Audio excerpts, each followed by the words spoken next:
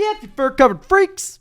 Grandma always said not to kink shame, actually, so, sorry, Grandma. So today we are trying our best to learn the backstory of this.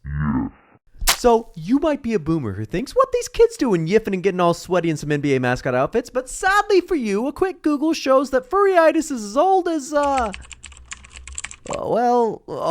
of human history. Anthropomorphic figures have been found dating back to as old as like 35,000 years ago, and are actually some of the oldest known figurative sculptures archaeologists have ever found. Fast forwarding a rough 34,000 years to them good old Greeks, Aesop was a pioneer of literary furryphilia, giving them animals' character traits such as dogs being loyal and foxes being, foxy.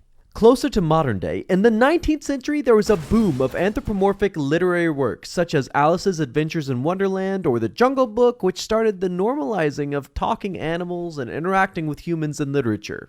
Some years later, in the mid-20th century, the author Felix Salten wrote a series of books now considered furry fiction.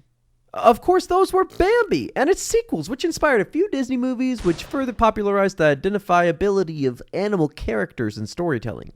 On a side note, Salten is considered a likely author of an anonymously published 1906 erotic novel, so I mean, just all around naughty boy. The 20th century saw a boom of literary and animated portrayals of animal characters, and in story structures where the audience is intended to identify with certain heroes or side characters, when they are not explicitly human or humanoid, you can start to see where the reproductive wires might start to get a little bit crossed up top.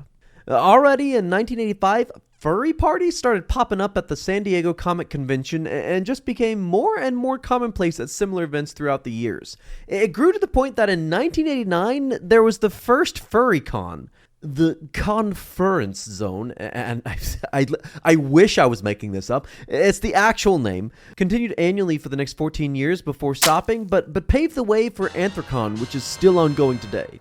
Getting out of the scope of history and into modern day and recent events, it has become so normalized that retired army generals are coming out as furry folk, and as with all things, it's an anime now, so you know there's all those weirdos out there who are all about it.